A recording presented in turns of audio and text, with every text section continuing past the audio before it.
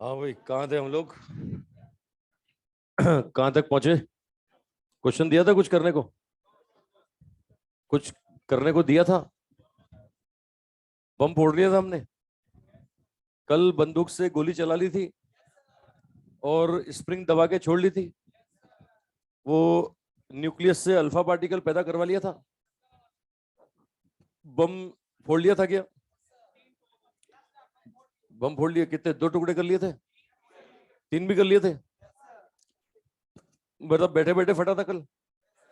अरे कल बैठे बैठे फटा था। आज चलो चलते चलते फटेगा। लिखो अगला क्वेश्चन। कल जो बम एक्सप्लोजन वाला केस हम पढ़ रहे थे, वो बम एक्सप्लोजन वाले केस में एक और क्वेश्चन लो। एक और लो सा। एक पार्ट बाकी है। कल वाले क्वेश्चन का एक पार्ट बाकी है। कौन सा? वो एनर्जी बांटने वाला। तो वो तुम करके तो लाए नहीं होगे। मुझे ही करना होगा। अब मुझे ही करना है। कोई लाया करके? दिखाओ। 100 जूल को बांटना था, तो आंसर 25 25 50। चलो चेक कर लेते हैं। तीनों में बांटना था साहब वो 100 जूल। 100 जूल तीनों में बांटना था। कल वाला आखिरी क्वेश्चन जो था, मैं वो डिस्कस कर रहा हूं। अब इसमें काइनेटिक एनर्जी देखो, पहले की काइनेटिक एनर्जी कितनी? तीनों का मास बराबर बराबर था, तो पहले और दूसरे की वेलोसिटी v थी ना, है ना? तो पहले की काइनेटिक एनर्जी और दूसरे की काइनेटिक एनर्जी बराबर होगी। ये मैं ई मान लेता हूं, ई, इसको मैं ई मान लेता हूं। अब तीसरे का काइनेटिक एनर्जी बोले तो मास होगा साहब m/3। वेलोसिटी √2v आई थी। अरे ये तो 2e आ गया भाई। ये 2e आ गया। चलो ये e है भाई। 100 जूल को बांट रहे, पहले की काइनेटिक एनर्जी e, दूसरे की e, और ये तीसरे की कितनी? 2e। तो भैया कुल मिला के e का वैल्यू 25 आ गया। e का वैल्यू 25। तो पहले और दूसरे का आंसर कितना? पहले और दूसरे का आंसर e था, तो आंसर कितना? 25 जूल। और तीसरे का कितना होगा? तीसरे का 2e है, तो आंसर 50 जूल। 50 जूल। 25 25 और 50। 100 जूल को तीनों में बांटना था।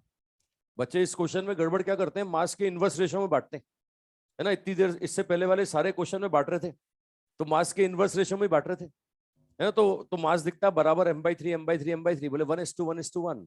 आंसर 100/3 100/3 100/3। ईमानदारी से हाथ खड़े करो, किसका आया था? हाँ। इसमें मोमेंटम बराबर नहीं है। इसमें मोमेंटम तीनों का बराबर नहीं है, दो का बराबर है, पहले और दूसरे का। तीसरे का मोमेंटम तो √2 टाइम्स आ रहा है, तो वो बराबर बराबर मत बांट देना। मतलब बच्चे क्या, वो पहले वाले इससे पहले जितने क्वेश्चन करे अपन ने, सब में मास के इनवर्स रेशो में बांट दो, है ना? वो क्यों बांटते थे? क्योंकि पी सेम आता था, मोमेंटम सेम आता था। यहाँ मोमेंटम सेम नहीं है। यहाँ मोमेंटम सेम नहीं है, तो भैया देख लो कैसे बांटना है। बात पकड़ में आ गई ना सब? अरे समझ रहे हो? चलो और करते हैं क्वेश्चन लीनियर मोमेंटम कंजर्वेशन पर। तो कल हमने बम फोड़ा था, और बम जो फूटा था बैठे बैठे फूटा था। अरे बैठे बैठे टुकड़े हुए थे। आज दौड़ते दौड़ते होंगे। ये लोग ऑनलाइन वाला बच्चा भी बोल रहा है, विक्टर बोल रहा है मेरा आया था 33.3।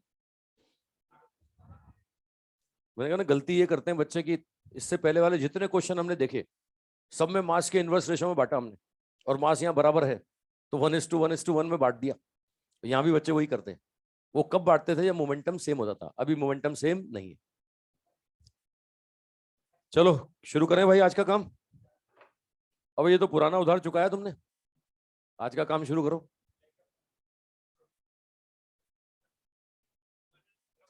अच्छा, लेके प्रभु का नाम। अच्छा प्रभु। तुम में से कोई बनने वाला है प्रभु? मुझे नहीं लगता।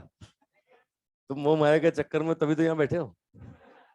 अगर तुम्हें वास्तव में ज्ञान प्राप्त हो गया होता तो यहाँ बैठे होते क्या? नहीं नहीं भाई, मुझे ज्ञान बहुत बाद में प्राप्त हुआ, जब तक बीवी बच्चे हो चुके थे। अब उनको छोड़ के नहीं भाग सकता।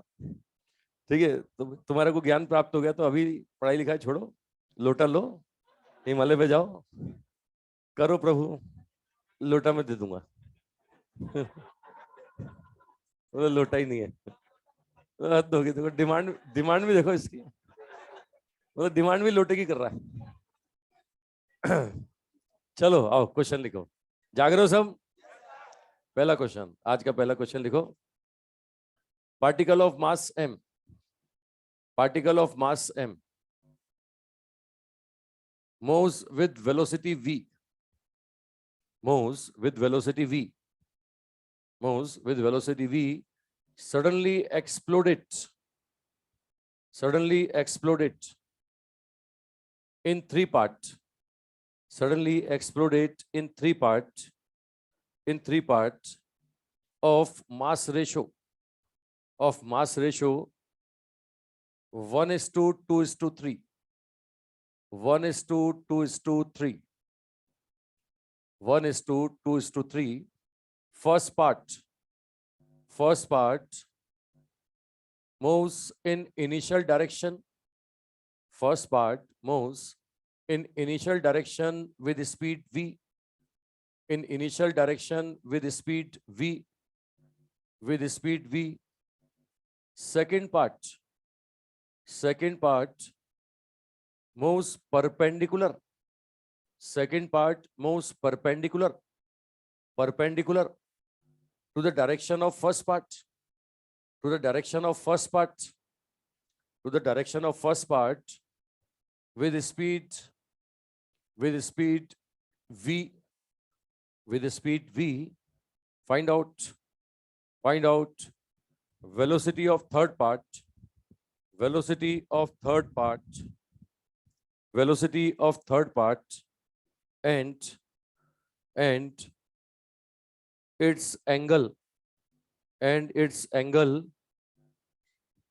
from direction of first and second part, and its angle from direction of first and second part, from direction of first and second part.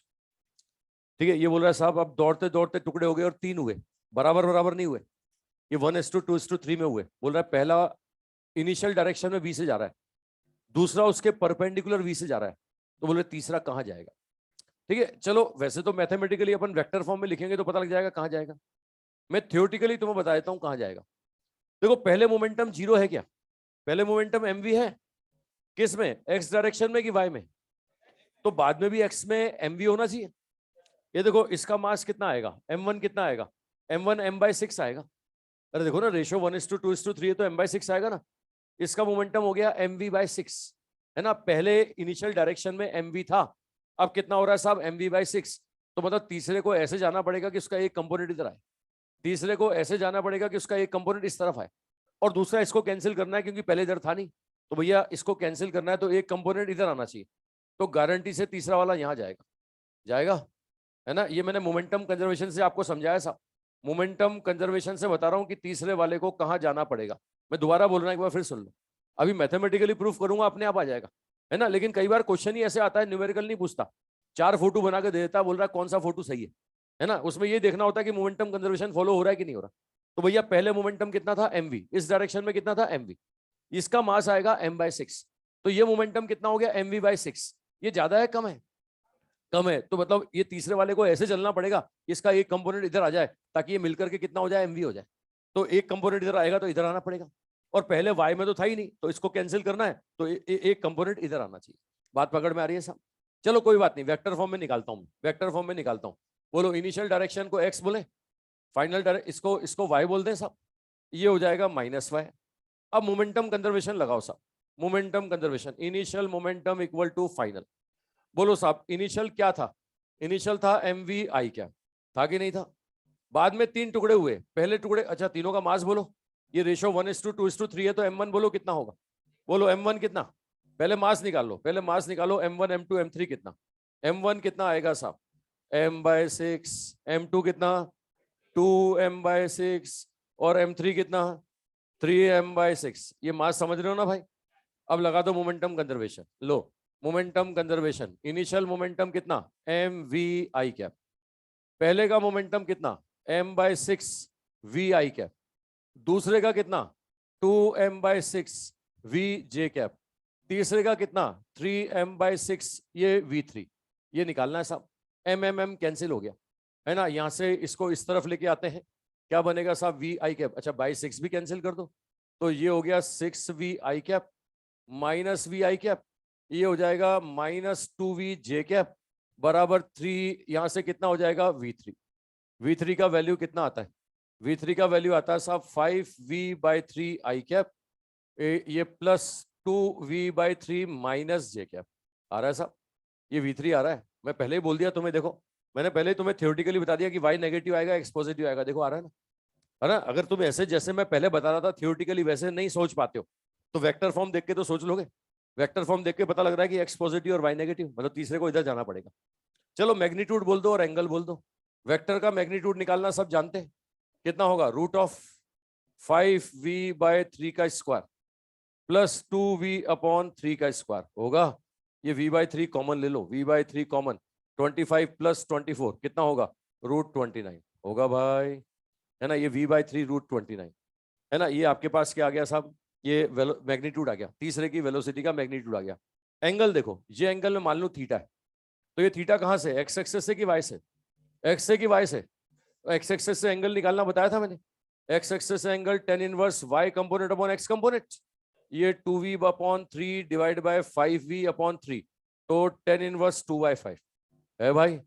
मैंने क्या पूछा है, मैंने कहां से एंगल पूछा है, कोई भी एंगल पूछा है कि फर्स्ट और सेकंड से, फर्स्ट की डायरेक्शन और सेकंड की डायरेक्शन से एंगल पूछा है ना। ये हो गया फर्स्ट और ये हो गया सेकंड, बोलो फर्स्ट से तो थीटा ही है, अरे फर्स्ट से तो साफ साफ दिख रहा थीटा, है ना। ये लो अलग से बना देता हूं, ये पहला वाला इधर जा रहा था, तीसरा वाला इधर जा रहा था। एक एंगल तो यहां से देखें तो थीटा, और यहां से देखें तो कितना, 2π - थीटा। दो आंसर हो सकते हैं, या तो थीटा है 2π - थीटा। ऑप्शन में अगर दोनों हैं तो फिर कम वाला देख लेंगे, अरे दोनों है तो कम वाला, और एक ही है तो फिर झगड़े खत्म, एक ही है तो जो होगा वो होगा। ठीक है, अच्छा दूसरे की डायरेक्शन से एंगल बोलो, दूसरा वाला इधर जा रहा था और तीसरा वाला इधर जा रहा है, ये तीसरा वाला इधर जा रहा है, ये एंगल थीटा है, ये 90 है।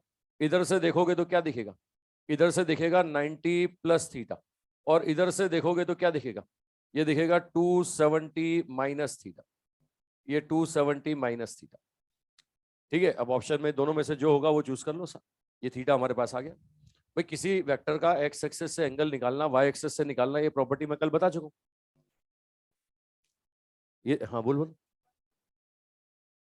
tan इनवर्स 2/5, 2/5 ही लिखा हुआ, ढंग से देखो, तुम्हें दिख नहीं रहा, वो 2/5 ही है, tan इनवर्स 2/5, समझ रहे हैं। अरे ऑनलाइन वालों तुम भी समझ रहे हो, अरे तू ऑनलाइन वाला है।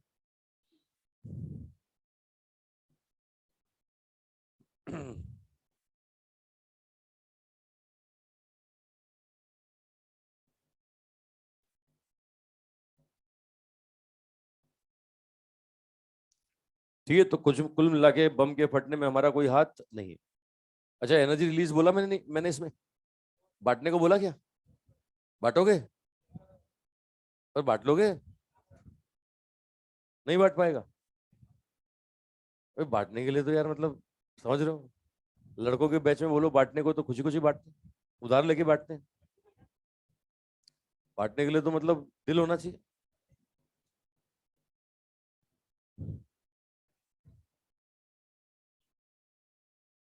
क्या बोल रहा है, अच्छा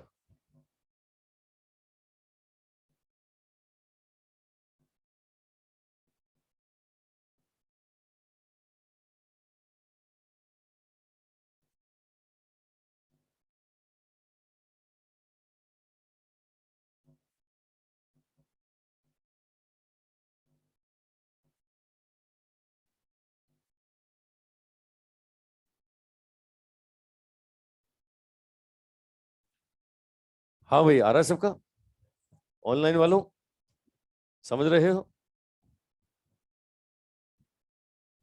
पर्दा लगा दे पर्दा।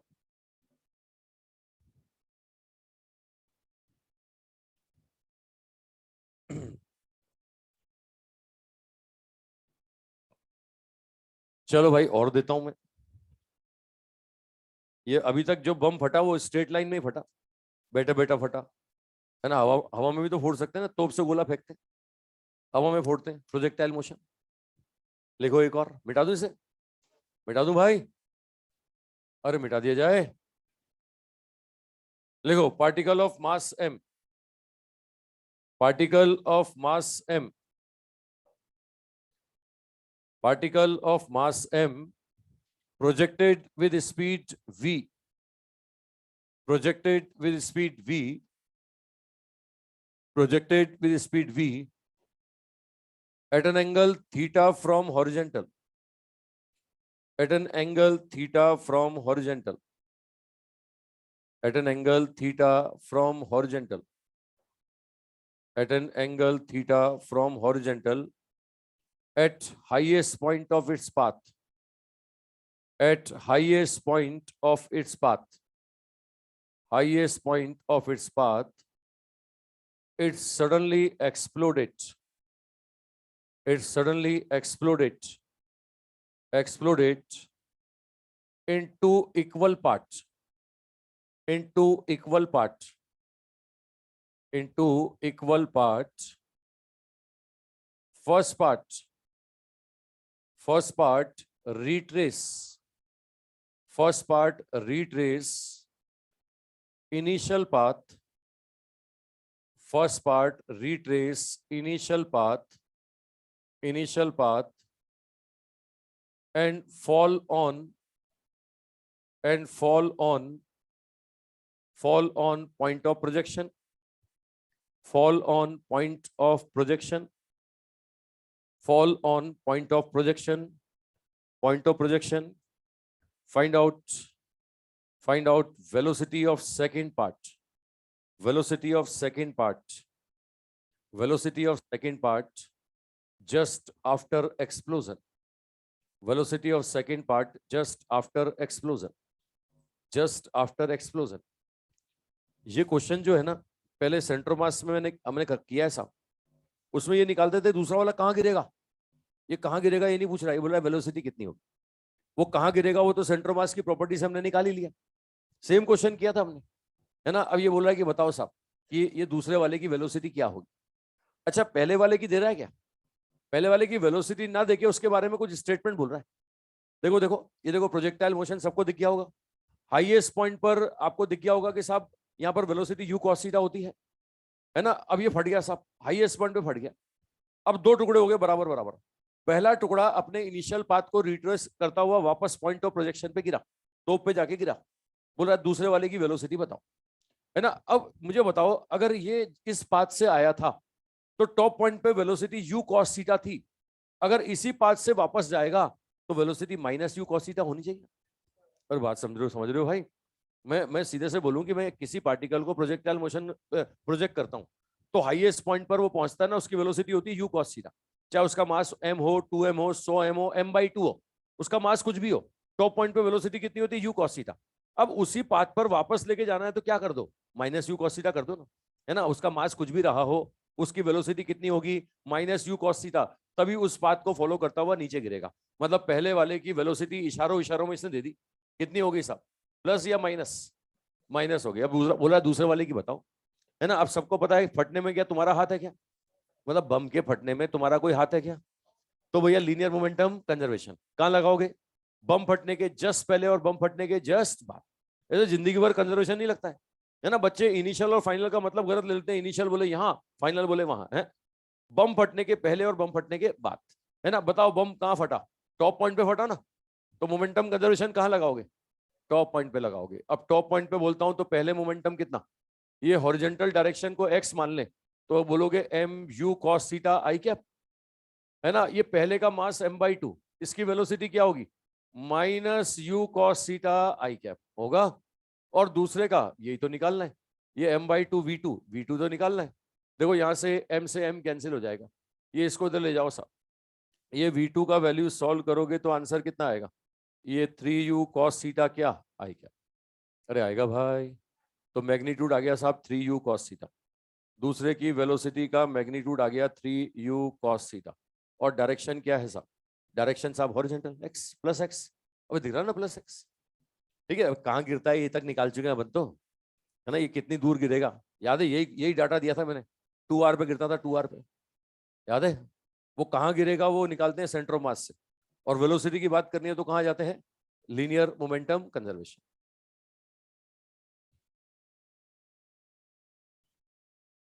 ठीक है, बस ये ध्यान रखना मोमेंटम कंजर्वेशन टॉप पॉइंट पे लगाना, है ना, हमेशा बम फटने के जस्ट पहले और बम फटने के जस्ट बाद।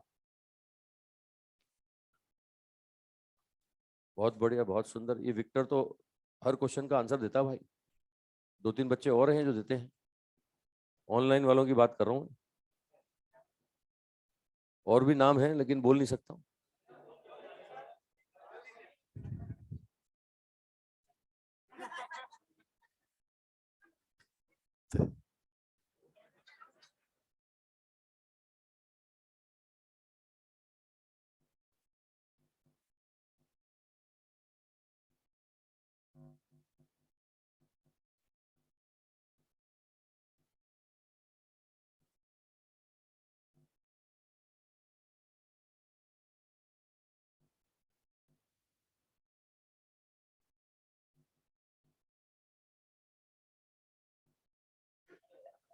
चलो भाई, आ गया? अबे आ गया है। लिखो, अगला लिखो, अगला क्वेश्चन लिखो, नेक्स्ट क्वेश्चन। अगला question, particle of mass m, particle of mass m projected with speed u, projected with speed u, projected with speed u at an angle theta from horizontal, at an angle theta from horizontal, at an angle theta from horizontal, from horizontal, at an angle theta from horizontal at highest point, at highest point, at highest point, it exploded in three, it exploded in three parts, it exploded in three parts of mass ratio, of mass ratio 1 is to 1 is to 1 is to 1 is to 2, 1 1 2, 1 is to 1 is to 2. First part, first part moving upward, first part moving upward, moving upward with speed v, with speed v. Second part moving downward, moving downward with speed v, with speed v. Find out velocity of third part, velocity of third part just after explosion, velocity of third part just after explosion. ठीक है, मास का ratio दे रहा है साहब 1:1:2, 1:1:2, ये m1 m2 और m3, ये ratio दे रहा है 1:1:2। बोलो पहला कितना होगा? पहले का मास m/4, दूसरे का भी m/4, तीसरे का कितना होगा? तीसरे का 2m/4, मतलब m/2 होगा। होगा भाई? ये पहले का मास, दूसरे का मास, तीसरे का मास निकाल दिया हमने। अब मोमेंटम कंजर्वेशन कहां लगाओगे? टॉप पॉइंट पे। टॉप पॉइंट पे तो बम फटने के पहले कितना था? mu cos theta. कौन से डायरेक्शन में? हॉरिजॉन्टल, ये आई कैप। बम फटने के बाद पहला टुकड़ा ऊपर गया, ऊपर है ना, इसका मास m1, m1 कितना है साहब? m/4। ये ऊपर जा रहा है तो क्या लिखूंगा? V J cap. दूसरे टुकड़े का मास भी m/4 है, लेकिन ये नीचे जा रहा है तो क्या लिखूंगा? माइनस जे कैप। तीसरे टुकड़े का मास m/2 है, इसका वेलोसिटी आपसे पूछ रहा है। ठीक है, वो देखो जे कैप कैंसिल हो गया, अरे कैंसिल हो गया है ना, ये m से m कैंसिल, तो v3 बराबर कितना आ गया? v3 बराबर 2u cos theta I cap आएगा भाई। मतलब तीसरा वाले का मैग्नीट्यूड होगा 2u cos थीटा, और डायरेक्शन क्या होगी? हॉरिजॉन्टल होगी। बम फटने के जस्ट बाद डायरेक्शन क्या होगी? हॉरिजॉन्टल। समझ पा रहे हैं भाई? कोई समझ रहे हैं भाई? तो बहुत सिंपल, मोमेंटम कंजर्वेशन बस कहाँ लगाना है ध्यान रखना, हमेशा बम फटने के जस्ट पहले और बम फटने के जस्ट बाद। ये लो, और बच्चे भी आंसर देने लगे भाई। बहुत सुंदर, बहुत सुंदर, 4-5 बच्चों के आंसर आए।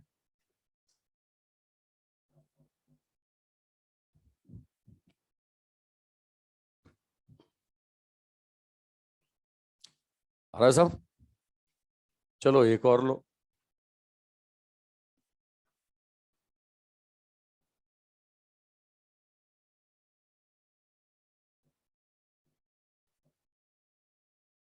लिखो, एक क्वेश्चन और लिखो। आगे सबका लिखो, अगला क्वेश्चन। लिखो पार्टिकल ऑफ मास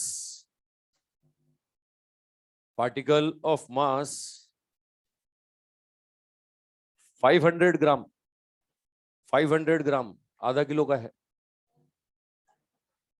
अबे इसमें हंसना क्या, 500 ग्राम मतलब आधा किलो ही तो हुआ ना। Particle of mass 500 gram projected vertically upward from ground, projected vertically upward from ground with speed 100 meter per second, with speed 100 meter per second, 100 meter per second, 100 meter per second at t equal to 5 second, at t equal to 5 second, t equal to 5 second, it exploded in two parts. At t equal to 5 second, it exploded in two parts of 100 gram and 400 gram, 100 gram and 400 gram, 100 ग्राम और 400 ग्राम, 100 ग्राम and 400 gram. velocity of heavy part at that instant, velocity of heavy part at that instant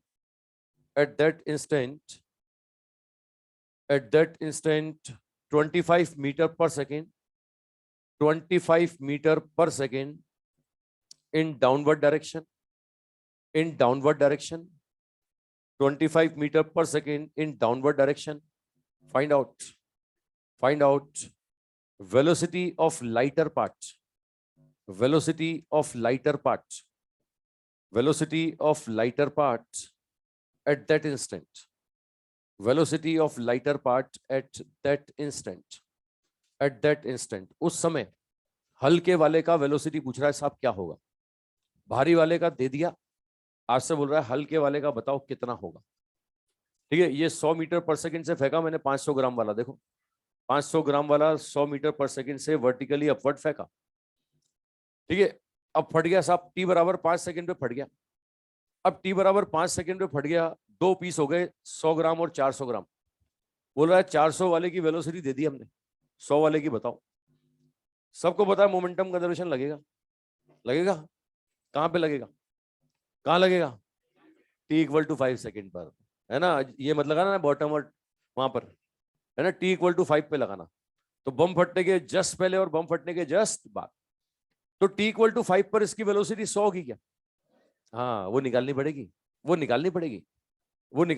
देखो T बराबर 0 पर यहां से फेंका मैंने, T बराबर 5 पर यहां कहीं होगा, ये टी बराबर 5 पर यहां होगा, टी बराबर 5 सेकंड पर यहां होगा। तो इसकी वेलोसिटी पता लगाओ कितनी है।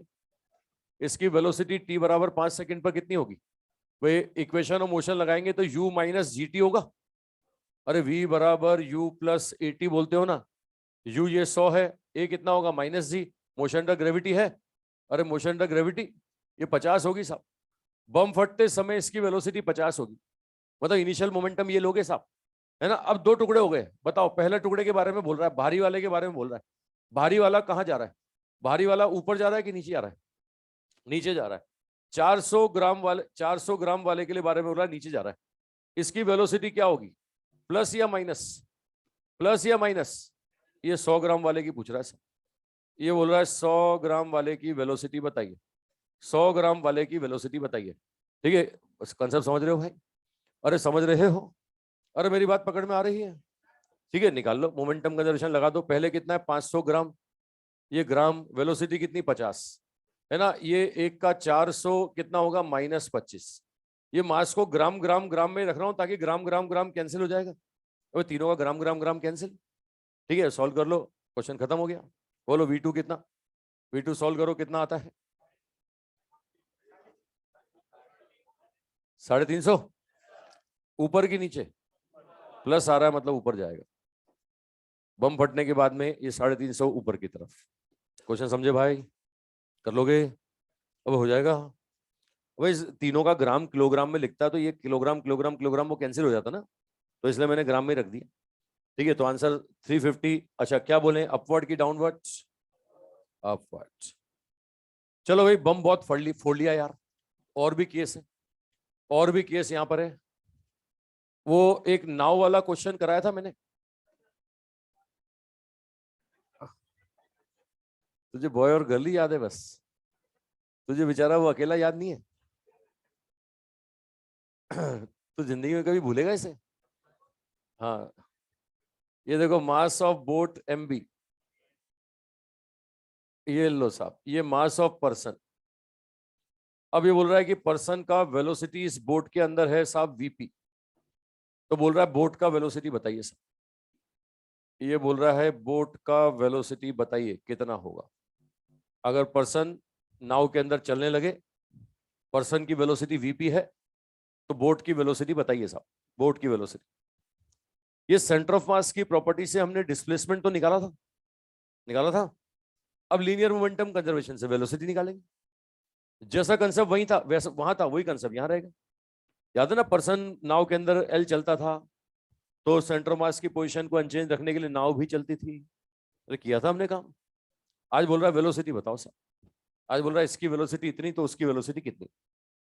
वही मोमेंटम कंजर्वेशन लगा दो, वेलोसिटी की बातें करेगा तो मोमेंटम कंजर्वेशन। अच्छा, इस क्वेश्चन में को देकर के बोलूं कि सेंटर ऑफ मास की वेलोसिटी कितनी। हाँ, मतलब कई बार बच्चे क्या जो निकालना होता है वो निकालने लग जाते हैं, वो पूछ पूछ कुछ और रहा था। अगर इस केस में बोलूं कि सेंटर मास की वेलोसिटी कितनी, तो आंसर क्या दोगे? 0। सेंटर मास की वेलोसिटी अनचेंज रहे, उसी के लिए तो ये चलता है साहब। पर्सन चलेगा तो नाव को चलना पड़ेगा। चलो कुल मिला के आओ, मोमेंटम कंजर्वेशन लगाना है। अब मोमेंटम कंजर्वेशन किस पे लगाऊं, नाव पर, पर्सन पर, किस सिस्टम पर? सिस्टम पर। तो पहले क्या ये चल रहा था क्या? तो पहले मोमेंटम क्या था? 0। चलने की शुरुआत किसने करी? किसने? पर्सन के चलने से नाव चली। नाव अकेले चली कि पर्सन को लेके चली? लेके चली, तो ये लो वेलोसिटी ऑफ बोट आ जाएगा। ये लो, ये वेलोसिटी ऑफ बोट आ गया, तो कितना आ गया? पर्सन के अपोजिट जाएगा, देखो ये आ जाएगा -MP VP upon MB plus MP। आएगा भाई। जिस डायरेक्शन में ये पर्सन चलेगा, बोट उसके उल्टा चलेगी। यही डिस्प्लेसमेंट का था, वो डिस्प्लेसमेंट का जो आंसर आया था उसको डिफरेंशिएट कर दें dx/dt, तो वेलोसिटी आ जाएगा ना। तो वही तरीका है जो तरीका अपन ने कल लगाया था। अभी कल परसों ही किया था, अभी अब तो अब लड़का लड़की भी चला दूं, 2 चला दूं, तो ये ले, खुश हो गया है तो। इसका जवाब फिर तू ही देगा बेटा। अब ये अगले क्वेश्चन का जवाब यही देगा टोपी वाला। दे देगा, पहले करने दो तो बेचारे को। हाँ, बैठे बैठे कर दे, तू बैठे बैठे कर दे, तेरी जितनी क्षमता है वैसे कर ले। ये लो साहब, ये M1 और ये M2, ये M1 और M2। ठीक है, इसमें बोलता है कि साहब M1 चला V1 से। M1 कितने से? V1 से। M2 को भी चला दूं? लो, इसको भी चला दिया V2 से, अपोजिट चला दिया। तो बोल रहा है बोट का वेलोसिटी बताइए सर। ये बोल रहा है वेलोसिटी ऑफ बोट बताइए, बोट का वेलोसिटी बताइए with respect to ground, ground के रेस्पेक्ट में बोट का वेलोसिटी। ठीक है, ये M1 भी चला, M2 भी चला, तो अब बोल रहा है बोट का वेलोसिटी बताइए, बोट का वेलोसिटी बताइए।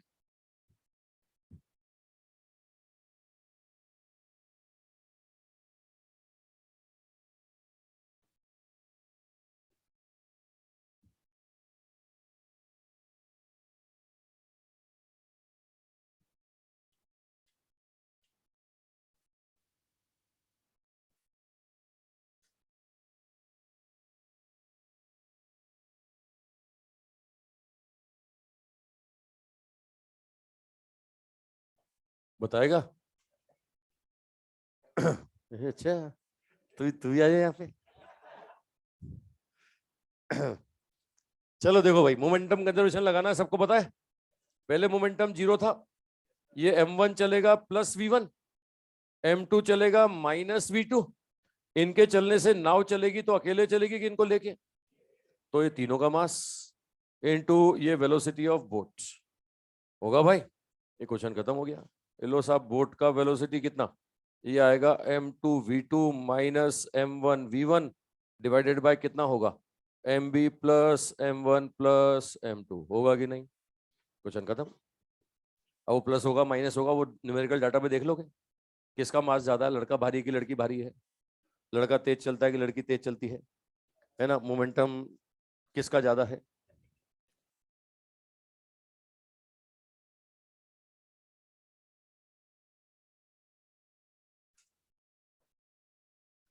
ये लो एक और क्वेश्चन देखो, एक बंदर ट्रॉली के अंदर, ये ट्रॉली के अंदर एक बंदर है भाई, ये बंदर का मास एम और ट्रॉली का मास टी, जो भी दे देगा कुछ न्यूमेरिकल डाटा दे देगा आपको। ये बोल रहा है ट्रॉली चल रहा है कितनी स्पीड से, 8 किलोमीटर पर आवर से चल रहा है, 8 किलोमीटर पर आवर से ट्रॉली चल रहा है। अब चलते चलते क्या हुआ, बंदर ने एक पेड़ पकड़ लिया सा, है ना, ये बंदर ने रास्ते में क्या किया, एक पेड़ को पकड़ लिया, ये लो ये बंदर पेड़ पकड़ के लटक गया, ये लो।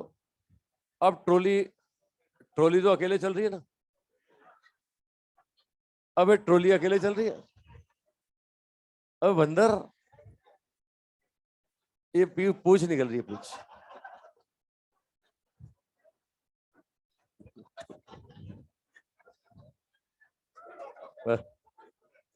ये बोल रहा है ट्रॉली का वेलोसिटी बताइए, बोल रहा है ट्रॉली का फाइनल वेलोसिटी बताइए कितना होगा।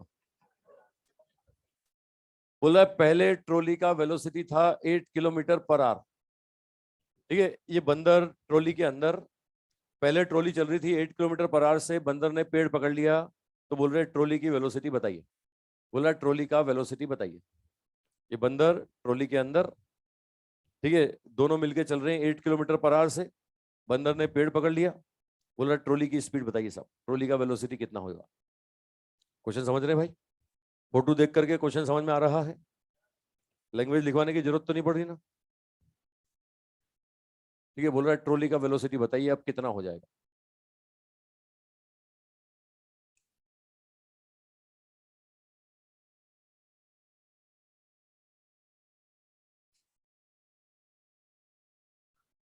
न्यूक्लियस से अल्फा पार्टिकल निकाल लिया था कल, वो न्यूक्लियस के टुकड़े करके साइज का रेशियो निकाल लिया था। चलो मतलब लगभग सारे क्वेश्चन हो गए लीनियर मोमेंटम कंजर्वेशन की। अब इसका सबसे बड़ा एग्जांपल आता है कोलिजन, वो कोलिजन पढ़ेंगे। हाँ हाँ टक्कर, बोलो साहब इसका आंसर बोलो। ठीक है, ध्यान से सुनो और समझो, ये तय है मोमेंटम कंजर्व रहेगा, वे अपन पढ़ ही वही रहे हैं, तो ये तो आंख बंद करके लगाओगे आज तो, है ना, बार बार तुम्हें याद दिलाता हूं क्यों लगता है, क्योंकि बंदर और ट्रॉली को एक सिस्टम मान ले तो इनका आपस का मामला, बंदर ट्रॉली में उछले कूदे नाचे गाए कुछ भी करे, कोई एक्सटर्नल फोर्स है क्या, तो मोमेंटम कंजर्वेशन किस पे, बंदर पे ट्रॉली पे कि सिस्टम पे, सिस्टम पे। अब आ जाओ साहब, यहां पर अगर मैं आपसे बोलूं तो यहां पर मुझे बताओ पहले मोमेंटम क्या था, आप बोलेंगे बंदर का ये mm×8, ट्रॉली का कितना, ये ट्रॉली का भी mm×8, अबे दोनों की वेलोसिटी बराबर थी।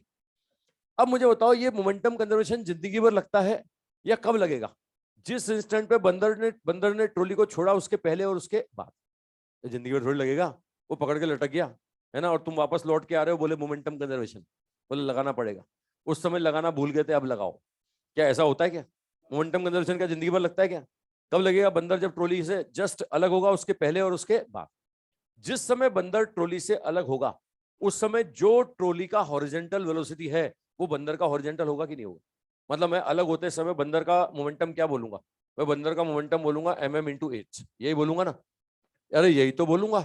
ये देखो ट्रॉली का फाइनल वेलोसिटी अगर बोले तो कितना आ गया, वही आ गया साहब, वही 8 आ गया, अरे वही 8 आ गया, अबे जो पहले था वही का वही आ गया ना, मुझे बताओ बंदर के अलग होने से कोई फर्क पड़ा क्या, अरे ये मोमेंटम कंजर्वेशन कब लगाते हो, जिंदगी भर लगाते हो क्या, जिस इंस्टेंट पे बंदर अलग होगा उस समय लगाओगे ना, और जिस समय बंदर ट्रॉली से अलग होगा जो ट्रॉली की वेलोसिटी होगी वही तो बंदर की होगी ना, है ना, हॉरिजेंटल डायरेक्शन में, ये मैंने हॉरिजेंटल में लगाया।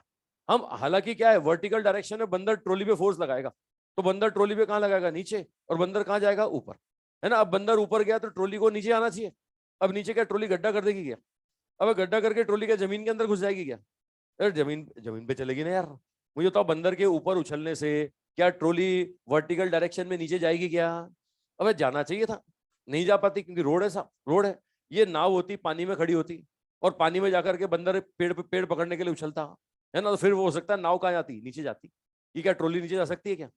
तो यहाँ पर क्या है, ट्रॉली का वर्टिकल में कोई वेलोसिटी नहीं।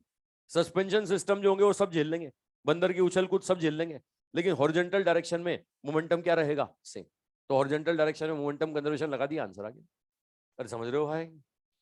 ठीक है, तो अब सबसे बड़ा जो एग्जांपल आता है ना लीनियर मोमेंटम कंजर्वेशन का, वो है टक्कर।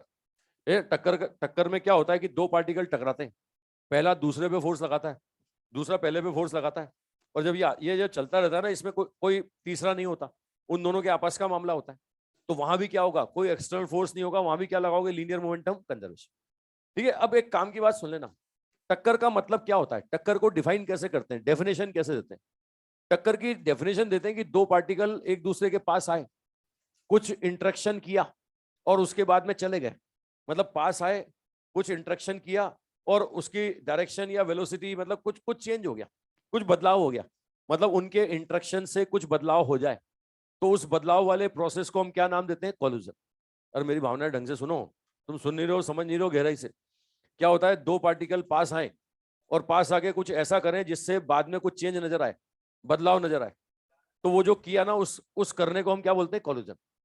ठीक है, अब इसके लिए टच करना जरूरी नहीं है, ऐसा नहीं कि कोलिजन का मतलब बिल्कुल टच ही किया गया हो, ये दूर दूर से भी होती है ना। हाँ मैं बताता हूँ, रहा नहीं जाए है ये दूर दूर दूर वाला एग्जांपल, मैंने कहा ना इंटरेस्टिंग है, ये ऐसा लगता है ये कैसे होगा, दूर दूर से चेंज हो गया, बदलाव हो गया, है ना। ये इसका एग्जांपल है न्यूक्लियस और अल्फा पार्टिकल। गोल्ड फॉइल पर तुमने अल्फा पार्टिकल का अटैक करवाया था, तो तुम्हें पता है कि मैक्सिमम अल्फा पार्टिकल सीधे निकल गए थे, कुछ न्यूक्लियस के पास गए थे तो अपने पाथ से डेविएट हो गए थे, और कोई 8000 में से एक पार्टिकल 180 डिग्री पे लौट के आया था, है ना, याद है? ऐसा क्यों होता था, क्योंकि न्यूक्लियस भी पॉजिटिव और अल्फा पार्टिकल भी पॉजिटिव। न्यूक्लियस की तरफ अल्फा को भेजोगे तो वो रिपेल करेगा, रिपल्सिव फोर्स की वजह से वो अपने पाथ को बदल देगा, है ना। और 8000 में से कोई एक पार्टिकल सबसे क्लोज जाता था, जो 180 डिग्री पे लौट के आता था, जो सबसे क्लोज जाता था उसी की डिस्टेंस को बोलते थे डिस्टेंस ऑफ क्लोजेस्ट अप्रोच। नाम सुना हुआ लग रहा है ना। तो यहां पर क्या हुआ, ये क्या टच करके आया था क्या, जो लौट के आया क्या वो न्यूक्लियस को टच करके आया क्या? दोनों के बीच में इंटरेक्शन हुआ रिपल्सिव फोर्स का, है ना। अल्फा पार्टिकल को न्यूक्लियस ने रिपेल किया, न्यूक्लियस को अल्फा पार्टिकल ने रिपेल किया, उसकी वजह से अल्फा पार्टिकल की वेलोसिटी कम होती गई, कम होती गई, एक पॉइंट पे जाके जीरो हो गई और वापस लौट के आ गया। अरे समझ रहे हो भाई, क्या छू करके आया क्या, अरे क्या टच करके आया क्या? लेकिन जो कुछ भी हुआ इनके बीच में आपस में, उससे चेंज आया कि नहीं आया? दो के बीच में कुछ ऐसा हो जिससे पहले और बाद में कोई चेंज नजर आए, तो वो जो कुछ भी हुआ था ना उनके बीच में, उसको क्या बोलते हैं, कोलिजन। इसके लिए टच करना बिल्कुल जरूरी नहीं, मतलब फिजिकल कांटेक्ट होना क्या कोलिजन में जरूरी है क्या? दूर दूर से हो सकती है, ये दूर वाले एग्जांपल वही होंगे जहां रिपल्सिव फोर्स हो, है ना। चलो अब इसमें मैं बता दूं, इस कोलिजन को मैं क्लासिफाई करूं तो कोलिजन को भैया दो तरीके से क्लासिफाई करते हैं। एक तो करते हैं डायरेक्शन के बेस पर, और एक करते हैं साहब नेचर के बेस पर। एक तो क्लासिफिकेशन होगा डायरेक्शन के बेस पर और एक होगा नेचर के बेस पर। देखो डायरेक्शन के बेस पर तीन तरह का, 1D 2D और 3D। 1D कोलिजन, है ना, ऐसे ही 2D कोलिजन, और एक होता है साहब 3D कोलिजन। ये 1D को ही हम बोलते हैं साहब हेड ऑन कोलिजन, ये 1D कोलिजन का ही नाम होता है हेड ऑन कोलिजन, ये होता है साहब हेड ऑन कोलिजन। और 2D को बोलते हैं साहब ऑब्लिक कोलिजन, ये कहलाती है ऑब्लिक कोलिजन। ठीक है, अच्छा मैं आपको एग्जांपल दे दूं, ये 1D कोलिजन कब होगा, हेड ऑन कोलिजन कब होगा? हेड ऑन कोलिजन उस केस में होगा कि टक्कर के पहले और टक्कर के बाद में इनका लाइन ऑफ एक्शन सेम हो। मतलब आसान भाषा में समझाऊं भाई, एक ही लाइन में चलते हुए पाए जाए। ये देखो, ये दौड़ रहा था, ये इससे टकराता है, टक्कर के बाद क्या होता है, टक्कर के बाद भी ये एक ही लाइन में चलते हुए पाए जाते हैं, इसी लाइन में चलते हुए पाए जाते हैं। मतलब अगर लाइन ऑफ एक्शन सेम है तो ऐसी टक्कर को हम क्या नाम देंगे, ऐसी टक्कर को नाम देंगे साहब हेड ऑन कोलिजन। मानते हो भाई? अरे मेरी भावनाएं समझ रहे हो भाई? अरे मैं आपको आसान भाषा में बोलूं कि सेंटर से सेंटर मिलते हो, है ना, ये इसका सेंटर इसके सेंटर से कॉन्साइड करता हो, तो ये टक्कर कैसी होगी, हेड ऑन। लेकिन ये मैं आपको बोलूं साहब कोनी मारता हुआ निकल गया सर, है ना, जैसे बिलियर्ड बॉल कोलिजन, एक बॉल आई दूसरी बॉल को कट करते हुए निकल ली, है ना। ये देखो इसका लाइन ऑफ एक्शन अलग था, इसका लाइन ऑफ एक्शन अलग था, लेकिन रास्ते में इनकी लाइन टकराई। अच्छा लाइन ही नहीं टकराई, ये भी टकराए, है ना, ये भी टकराए, लेकिन क्या हुआ, कोनी मारता हुआ निकल लिया सर, है ना। टक्कर के बाद में ये अपने रास्ते, ये अपने रास्ते। लेकिन जो कुछ भी हो रहा है वो किस में हो रहा है, वो एक प्लेन में हो रहा है, एक 2D में हो रहा है। तो इस टक्कर को हम क्या नाम देते हैं, इस टक्कर को नाम देंगे साहब ऑब्लिक कोलिजन। ठीक है। अच्छा, अब फ्री स्पेस में होने वाली टक्कर, फ्री स्पेस में होने वाली टक्कर, इसका मैं एग्जांपल दूं तो ये है गैस मॉलिक्यूल की टक्कर, है ना। इस 3D कॉलिजन का एग्जांपल दूं तो ये होता है साहब collision of gas molecule. Gas molecule आपको पता है कि फ्री स्पेस में मूव करते हैं और आपस में टकराते हैं, तो ये टक्कर कौन सी होगी? 3D। मतलब एक लाइन में हो तो 1D, है ना, एक प्लेन में हो तो क्या बोलेंगे? 2D, और फ्री स्पेस में हो तो क्या नाम दोगे? 3D, है ना। आपको बताऊं इसमें अब नेचर के बेस पर, अब क्लासिफिकेशन साहब नेचर के बेस पर, तो आपको बताऊं नेचर के बेस पर 3 तरह का होता है, इलास्टिक, इन इलास्टिक और परफेक्टली इन इलास्टिक। पहला है साहब इलास्टिक कोलूजन, इलास्टिक कोलूजन। दूसरा है इन इलास्टिक कोलूजन, इन इलास्टिक कोलूजन। और तीसरा है साहब perfectly inelastic collision, perfectly inelastic collision, perfectly inelastic collision. 3 तरह का है, इलास्टिक, इन इलास्टिक और परफेक्टली इन इलास्टिक। सुन लेना भाई, ढंग से समझ लेना। इलास्टिक कोलिजन कौन सा होगा? जिसमें कोई काइनेटिक एनर्जी का लॉस नहीं होगा, जिसमें कोई काइनेटिक एनर्जी लॉस ना हो, है ना। टक्कर के पहले और टक्कर के बाद में काइनेटिक एनर्जी क्या रहे? सेम। ऐसी कोलिजन को क्या बोलते हैं? इलास्टिक। अगर काइनेटिक एनर्जी लॉस होता है तो ये कौन सा होगा? इन इलास्टिक, है ना। मैं आपको बता दूं परफेक्टली इन इलास्टिक में भी लॉस होता है, परफेक्टली इन इलास्टिक कोलिजन में भी आपको लॉस मिलेगा, है ना। रुक जाओ, पूरी बात सुन लो। अब आप बोलोगे साहब यहां भी लॉस यहां भी लॉस, तो डिफरेंस क्या? इन इलास्टिक में भी लॉस हो रहा है और परफेक्टली इन इलास्टिक में भी लॉस हो रहा है, तो डिफरेंस क्या है? डिफरेंस में बताऊं, टक्कर करें, टक्कर करके चिपक जाए, जुड़ जाए और साथ साथ चलने लगे, मतलब टक्कर भारी पड़ जाए, जन्म जन्म का बंधन हो जाए, समझ रहे हो, हमेशा हमेशा के लिए जुड़ गए, जिंदगी भर एक साथ रहना पड़ेगा, चलना पड़ेगा, तो उसको बोलते हैं परफेक्टली इन इलास्टिक। और टक्कर की और अपने अपने रास्ते अलग अलग, मतलब टक्कर के बाद उनकी वेलोसिटी अलग अलग हो, टक्कर किया, लॉस किया, लेकिन लॉस करने के बाद अपने अपने रास्ते चल दिए, तो इसको बोलते हैं इनइलास्टिक।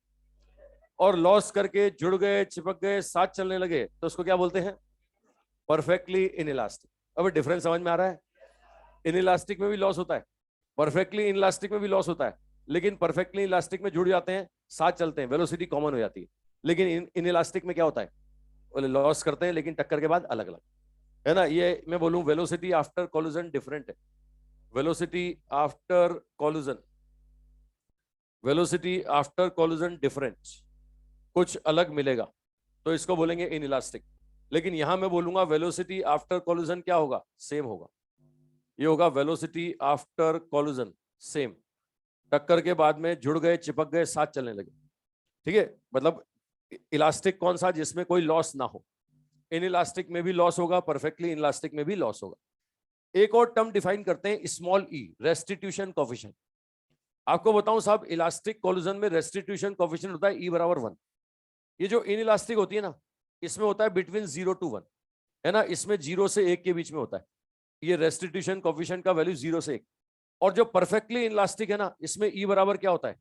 0। ये ई क्या है? ई है साहब रेस्टिट्यूशन कोफिशिएंट, ये होता है रेस्टिट्यूशन कोफिशिएंट, ई है रेस्टिट्यूशन कोफिशिएंट। ये क्या होता है मैं भी बताता हूं, पहले तुम ये नोट कर लो।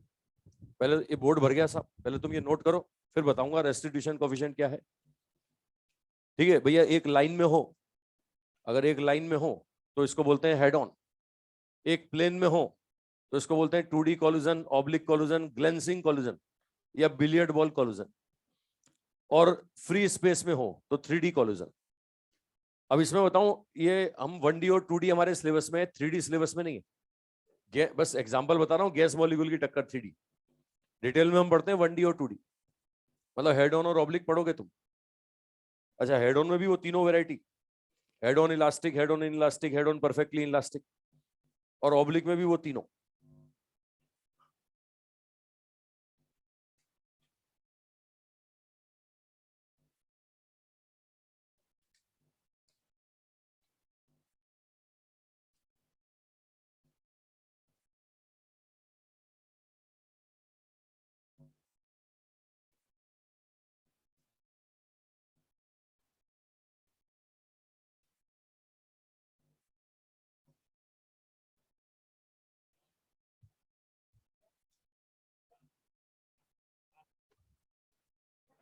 ले तू ले ले, यहाँ पढ़ो भैया।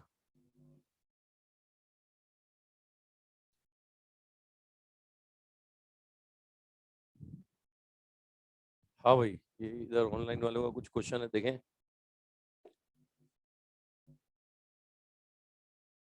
परपेंडिकुलर वाले केस में काइनेटिक एनर्जी मास वाले से क्यों नहीं आया? कौन सा वाला पूछ रहा है बेटा तू इतनी देर बाद?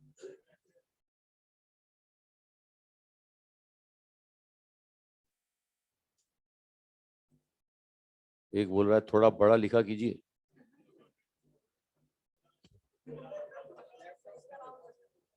तू तेरा स्क्रीन बड़ा कर, मोबाइल में नहीं दिखेगा तुझे, आंखें और खराब हो जाएंगी मोबाइल में।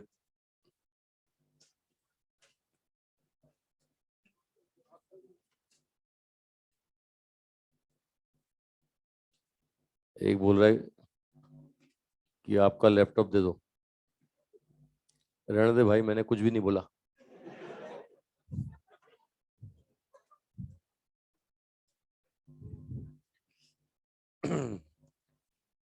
ऑनलाइन वालों नोट करो, इतना समय कैसे मिल जाता है कमेंट करने का। नोट करो जल्दी से। नोट नहीं करते, स्क्रीनशॉट। स्क्रीनशॉट कहाँ आता होगा? उसमें आता ही नहीं है स्क्रीनशॉट। डाउनलोड डाउनलोड हो जाता है।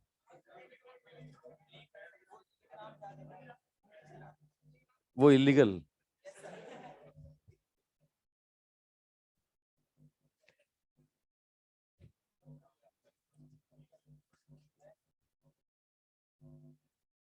बना लिया साहब?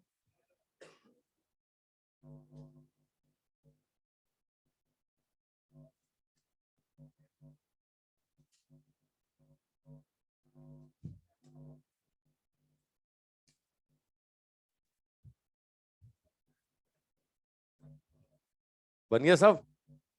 और छोटी छोटी बातें बताई मैंने। अब ये ई के बारे में बता दूं साहब। ई रेस्टिट्यूशन कोफिशिएंट होता क्या है? देखो, रेस्टिट्यूशन कोफिशिएंट के बारे में न्यूटन ने बताया साहब। ये न्यूटन क्या करता है, हर जगह आके नियम बनाता है साहब। ये टक्कर के लिए भी इसने नियम बना दिया। इसने टक्कर के लिए भी नियम बना दिया साहब। तो क्या है न्यूटन लॉ ऑफ कोलिजन? देखो, हेडिंग डाले, न्यूटन लॉ ऑफ कोलिजन। ये भैया मोशन में तो आता ही है, आगे वो हीट में भी आया था, न्यूटन लॉ ऑफ कूलिंग। हाँ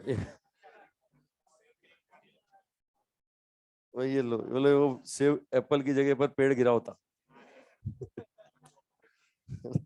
ये सारे फेसबुक ये यहीं बैठे हुए हैं, है ना, meme, WhatsApp.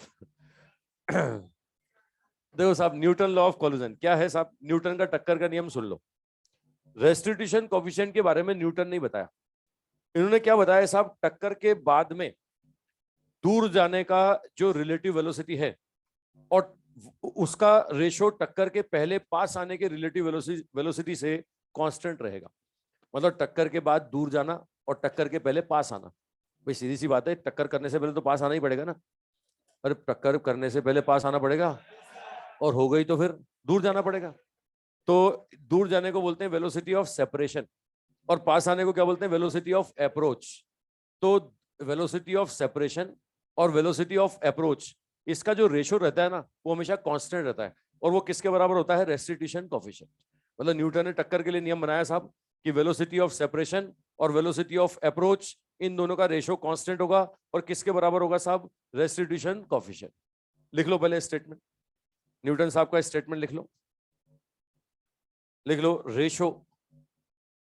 Ratio of velocity of separation, ratio of velocity of separation, velocity of separation to velocity of approach, to velocity of approach, velocity of separation to velocity of approach remains same, remains same,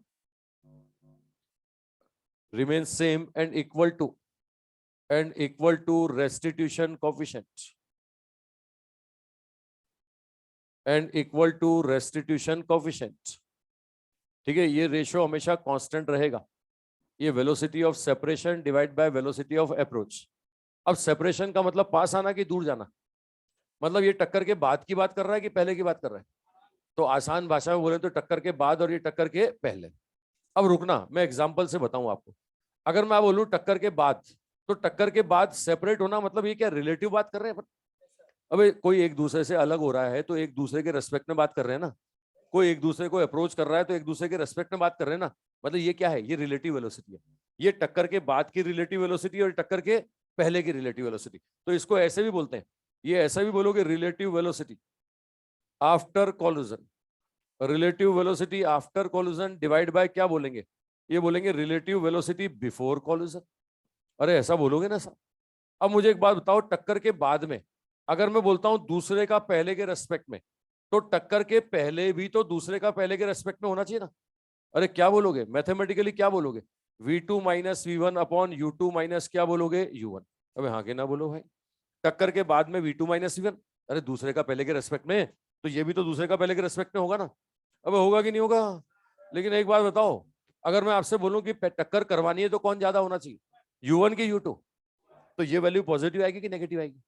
positive he negative, ये negative आएगा। अब negative E का value कभी भी negative नहीं होता, ये negative ना आए इसलिए मैं पहले यहाँ माइनस ही लगा देता हूँ, है ना। देखो स्टेटमेंट सुन लो, अगर मैं ऐसा बोलता हूँ ना सेपरेशन और अप्रोच, तो ये बोल रहा हूँ प्लस ही, मैं बोल रहा हूँ relative velocity after collision, relative velocity before collision, तो इसको मैं क्या बोल रहा हूँ, माइनस ही। चलो कुल मिलाकर के ये क्या बन जाता है, ये बन जाएगा V2 माइनस V1 अपॉन, या तो ऐसे लिख लो U1 माइनस U2, ये U1 माइनस U2 तो क्या लिखोगे, प्लस ही। अरे मेरी भावनाएं समझ में आ रही है भाई? अरे ये नोट कर लो फॉर्मूला भाई। टक्कर, भैया देखो मैं फिर से क्लियर कर दूं, ढंग से सुन लेना। टक्कर के पहले पास आना पड़ेगा, तो कौन तेज भागेगा, पहला कि दूसरा? अब ये फोटो बना के दिखाऊं तुम्हें, ये पहला, ये पहला और ये दूसरा, बताओ टक्कर करवानी है तो किसको तेज भागना पड़ेगा, U1 ज्यादा होगा कि U2? अब कर लिया, करने के बाद दूर भागना है। अरे दूर भागना है तो टक्कर के बाद में किसकी ज्यादा होगी, टक्कर के बाद में ये V1 ज्यादा होगा कि V2 ज्यादा होगा, V1 की V2, तो ये तो पॉजिटिव आएगा, लेकिन ये नेगेटिव आएगा।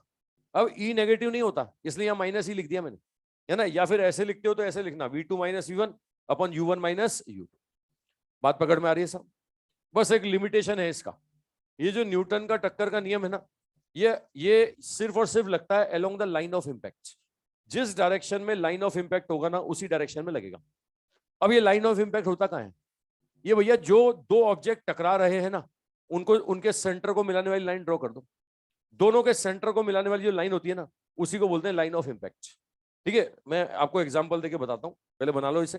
अच्छा इसका रेंज क्या होगा, इसका रेंज होगा बिटवीन 0 to 1। अरे 0 से 1 के बीच में।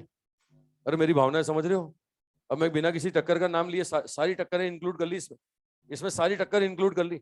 अगर मैं इलास्टिक बोलता हूं तो मैं बोलता हूं E बराबर 1, परफेक्टली इन इलास्टिक बोलता हूं तो E बराबर 0, और अगर मैं इन इलास्टिक बोलता हूं तो 0 से 1 के बीच में कुछ भी। तो बिना किसी टक्कर का नाम लिए पूछे तो ये आंसर दोगे। अगर वो इन इलास्टिक का नाम लेता है तो क्या बोलोगे, क्या इक्वल टू 0 होगा? नहीं होगा। अगर इन इलास्टिक बोलता है तो फिर आंसर बोलोगे 0 से 1 के बीच में, not equal to 0, not equal to 1। अरे मेरी बात समझ रहे हो, है ना। एक और थ्योरेटिकल पॉइंट बताऊं, एक और यहां पर बात बताऊं आपको, कि यहां पर जनरली ई का वैल्यू होता है 0 से 1 के बीच में, लेकिन एक टक्कर ऐसी भी है जिसमें ई मोर देन 1 हो जाता है। ई मोर देन 1 कब होगा, जब टक्कर के बाद में वेलोसिटी टक्कर के पहले वाली वेलोसिटी से क्या हो जाए, ज्यादा। अगर ये वेलोसिटी इस वेलोसिटी से ज्यादा हो गई तो रेशो मोर देन 1 आएगा कि नहीं आएगा? ऐसा कब होगा, ऐसा होता है फिजन रिएक्शन में। फिजन रिएक्शन जानते हो ना, न्यूट्रॉन का अटैक करवाते हैं हैवी न्यूक्लियस पर, हैवी न्यूक्लियस टूटता है और न्यूट्रॉन पैदा होते हैं, और जो पैदा होते हैं उनकी वेलोसिटी जो आया था पैदा करवाने वाला उसके मुकाबले ज्यादा होती है। अब ज्यादा होती है तो समझ सकते हो टक्कर के बाद में वेलोसिटी बढ़ गया, टक्कर के पहले कम था, तो ये रेशो क्या आएगा, मोर देन 1 की लेस देन 1, है ना। ये एनसीईआरटी में एक लाइन लिखी हुई है कि क्या यहाँ पर रेस्टिट्यूशन कोफिशिएंट का वैल्यू मोर देन 1 हो सकता है क्या? क्या हर टक्कर में होगा, सिर्फ किस में होगा? नोट डाल लो, लिख लो बात, नोट डालने बात लिख लो सब, लिख लो इसमें लिख ले, generally value of restitution coefficient, value of restitution coefficient not more than 1, not more than 1, not more than 1, not more than 1, but in a fission reaction, but in a fission reaction, but in a fission reaction, fission reaction its value more than 1, its value more than 1, its value more than 1, more than 1. अगला point लिखो, second point, Newton law of collusion, Newton law of collusion, Newton law of collusion is applicable, Newton law of collusion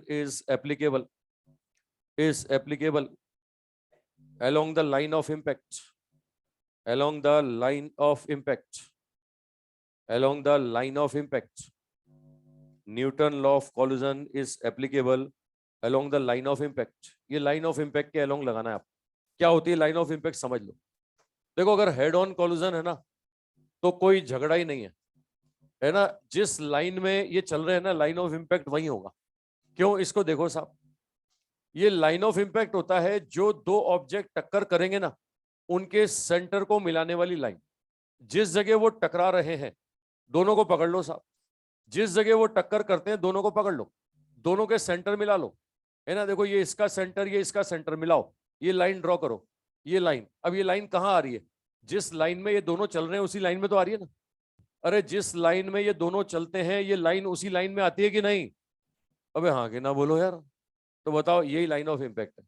मतलब head on collusion में झगड़ा नहीं है. मैं Newton law of collusion कहाँ लगाऊंगा? न्यूटन लॉ ऑफ कॉल्यूजन लगाऊंगा जिस लाइन में ये चलते होंगे, है ना. ये होती है लाइन ऑफ इम्पैक्ट. चलो न्यूटन लॉ लगा दो साहब. न्यूटन लॉ लगाओगे तो क्या बोलोगे? माइनस ई बराबर V2 minus V1 upon U2 minus U1. अब ऐसा बोलोगे कि नहीं? अबे बोलो भाई, है ना. ये लो न्यूटन का इसी डायरेक्शन में लगा दिया. लेकिन अब अगर मैं बोलता हूं ऑब्लिक कॉल्यूजन, तो ऑब्लिक कॉल्यूजन एक लाइन में होता है कि एक प्लेन में होता है? एक प्लेन में होता है. तो यहां पर देखो, ये अपने रास्ते जा रहा था, ये बेचारा गरीब अपने रास्ते जा रहा था, ये दोनों के रास्ते कहीं मिल गए और रास्ते नहीं मिले, ये भी मिल गए. बताओ, यहां टक्कर हो गई, यहां इनकी टक्कर हो गई, ये टक्कर हो गई. और टक्कर के बाद देख सकते हो ये इधर चला गया और ये इधर चला गया. मतलब ये अपने रास्ते, ये अपने रास्ते, है ना. ये देखो साहब, अब मुझे बताओ, यहाँ एक प्लेन है, मतलब एक डायरेक्शन है कि दो डायरेक्शन है? एक डायरेक्शन में काम हो रहा है कि दो में हो रहा है? न्यूटन लॉ ऑफ कॉल्यूजन किस में लगाऊं? लाइन ऑफ इम्पैक्ट कहलाऊं, है ना. अब सोचना पड़ेगा भाई, हेड ऑन में सोचने की जरूरत ही नहीं थी. हेड ऑन में तो एक ही लाइन में चलता था, उसी लाइन में लगा दिया हमने. अब तो दो दो लाइन में चल रहा है, एक प्लेन में चल रहा है. तो यहाँ दोनों के सेंटर को मिलाओ, दोनों के सेंटर को मिलाओ, इसका सेंटर इसका सेंटर, तो ये लाइन बन रही है साहब. ये लाइन होगी लाइन ऑफ इम्पैक्ट. बताओ मैं कहां लगाऊं न्यूटन लॉ ऑफ कॉल्यूजन? कहां लगाऊं? एक्स में लगाऊं या वाई में लगाऊं? हाँ, वाई में लगाओ साहब. न्यूटन लॉ ऑफ कॉल्यूजन कहां लगाना है? वाई में. तो हम क्या बोलेंगे? हम बोलेंगे साहब माइनस ई बराबर क्या होगा? Relative velocity after collusion divide by before collusion. कौन सी डायरेक्शन में? वाई में. कौन से पकड़ में आया भाई? अरे समझ रहे हो? चलो मैं और एग्जांपल देता हूं ऑब्लिक का. ऑब्लिक कॉल्यूजन का मतलब ऑब्लिक में ही तुम्हें सोचना पड़ेगा, हेड ऑन में सोचने की जरूरत ही नहीं है. हेड ऑन में जिस लाइन में चल रहा है ना उस लाइन में ठोक दो, है ना. लेकिन ऑब्लिक में दोनों डायरेक्शन में नहीं लगेगा, लाइन ऑफ इम्पैक्ट के अलोंग लगेगा. और लाइन ऑफ इम्पैक्ट क्या? जो दो टकराने वाले ऑब्जेक्ट है उनके सेंटर को मिलाओ उस लाइन के अलोंग. ठीक है, चलो एक और एग्जांपल देता हूं. मुझे बताओ, ये यहां पर ये जा रहा था इधर और ये जा रहा था इधर, यहां इनका कांटेक्ट हो गया. देखो ये इधर जा रहा था, वो उधर जा रहा था. बताओ साहब, इस समय ये एक डायरेक्शन में मोशन है या दो में है? अबे एक में है कि दो में है? किस में लगाऊंगा? दोनों के सेंटर को मिलाऊंगा. ये देखो दोनों के सेंटर को मिलाओ, ये लाइन बनती है साहब. ये लाइन, इस लाइन को बोलेंगे लाइन ऑफ इम्पैक्ट. ये कहलाएगी लाइन ऑफ इम्पैक्ट. तो भैया न्यूटन लॉ ऑफ कॉल्यूजन कहां लगाओगे? न्यूटन लॉ ऑफ कॉल्यूजन कहां लगाओगे? ठीक है, यहां पर अगर मैं इस डायरेक्शन को एक्स बोलूं, वाई बोलूं, जो भी बोलता हूं, इस लाइन के अलोंग लगाओगे ना, तो इसका भी कंपोनेंट करना पड़ेगा इधर, इसका भी कंपोनेंट करना पड़ेगा इधर, और उसके अकॉर्डिंग सॉल्व करना पड़ेगा. मेरी बात समझ रहे हो साहब? मैं लाइन ऑफ इम्पैक्ट के बारे में और बताऊं साहब. जैसे ये होता है साहब एक वर्टिकल वॉल वाला केस. वर्टिकल वॉल और एक पार्टिकल जाके टकराता है साहब. ये पार्टिकल दीवार से टक्कर करता है साहब, ये दीवार से टकराया और टकरा के इधर लौट के आता है, ये टकरा के इधर लौट के आया. मुझे बताओ, जिस जगह टक्कर हुई उस जगह इन दोनों के सेंटर को मिलाओ, है ना. ये दीवार का सेंटर और इसका सेंटर. बताओ, दीवार का सेंटर और इसका सेंटर मिलाता हूं तो ये क्या आ रहा है? ये हॉरिजॉन्टल आ रहा है कि वर्टिकल आ रहा है? अरे हॉरिजॉन्टल की वर्टिकल. हाँ, तो ये होगा लाइन ऑफ इम्पैक्ट. ये कहलाएगा लाइन ऑफ इम्पैक्ट. ये लाइन ऑफ इम्पैक्ट होगा. और अगर मैं आपसे बोलता हूं कि नहीं ऐसा केस है, ये हॉरिजॉन्टल सरफेस है और पार्टिकल कुछ ऐसे आता है, ये पार्टिकल ऐसे आता है और टकरा के ऐसे जाता है, ये टकरा करके ऐसे जाता है। बताओ साहब, बताओ, यहां पर कांटेक्ट हो रहा है, इस जगह कांटेक्ट हो रहा है, इस जगह कांटेक्ट हो रहा है, तो इसको और सेंटर को मिलाओ, इसको और सेंटर को मिलाओ, तो ये लाइन बनेगी ना। अरे बनेगी लाइन। इस लाइन को बोलेंगे लाइन ऑफ इम्पैक्ट। ये लाइन कहलाएगी लाइन ऑफ इम्पैक्ट। मेरी भावनाएं समझ में आ रही है भाई? अरे कॉन्सेप्ट समझ में आ रहा है? बना लो इसे। ये लाइन होगी लाइन ऑफ इम्पैक्ट। मतलब न्यूटन लॉ ऑफ कोलिजन हमेशा लगाना है लाइन ऑफ इम्पैक्ट के अलाउ। और आपको सोचना पड़ेगा 2D कोलिजन। 1D में सोचने की जरूरत नहीं है। 1D में जिस लाइन में मोशन है ना, न्यूटन लॉ ऑफ कोलिजन उसी लाइन में लगेगा। 2D में दोनों में नहीं लगेगा, एक में लगेगा। और वो एक कौन सा होगा? दोनों के सेंटर को पकड़ के मिलाओ, दोनों के सेंटर को पकड़ के मिलाने वाली लाइन को बोलते हैं लाइन ऑफ इम्पैक्ट, उस लाइन के अलाउ, है ना। अब जितने एग्जाम्पल बनते हैं सारे फोटो मैंने बना दिए। अब आगे जब ऑब्लिक कोलिजन पढ़ेंगे तो मैं लगा लगा के दिखाऊंगा, तुम वहीं पे लगा लगा के दिखाऊंगा। ठीक है, तो ये रेस्टिट्यूशन कोएफिशिएंट समझ गए भाई? अरे ई क्या होता है समझ गए? अब हमें बेसिकली टक्करों के बारे में पढ़ना है। तो आज मैं स्टार्ट करूंगा हेड ऑन कोलिजन से। हेड ऑन कोलिजन से आज मामला शुरू करेंगे। अब हेड ऑन में 3 तरह के पढ़ते हैं, elastic, in elastic, perfectly elastic. Head on में 3 पढ़ते हैं, elastic, in elastic, perfectly elastic. ऐसे ऑब्लिक में भी 3 पढ़ते हैं। तो पहले हेड ऑन पढ़ेंगे, फिर ऑब्लिक पढ़ेंगे।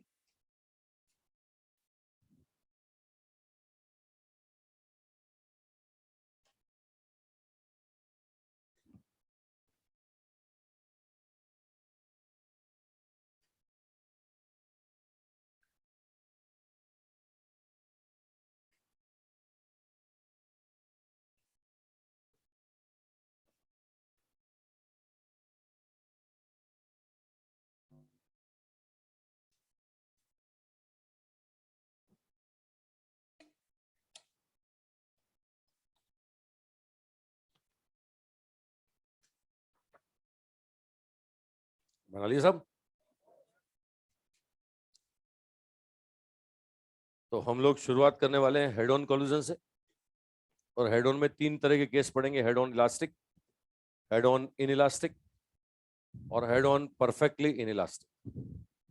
पहले एग्जांपल बना लो सारे। हाँ भाई, ऑनलाइन वालों समझ रहे हो लाइन ऑफ इम्पैक्ट? दोनों टकराने वाले ऑब्जेक्ट के सेंटर को मिला दो, सेंटर से सेंटर को मिलाने वाली लाइन, लाइन ऑफ इम्पैक्ट।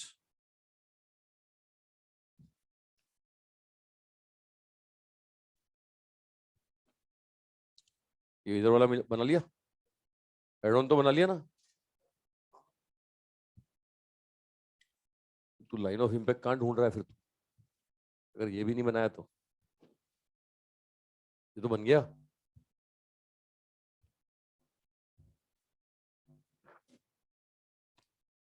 तो हम लोग पहले पढ़ने जा रहे हैं head on collision.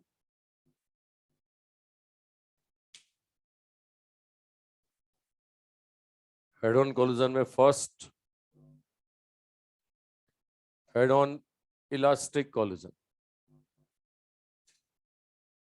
Head on elastic collision.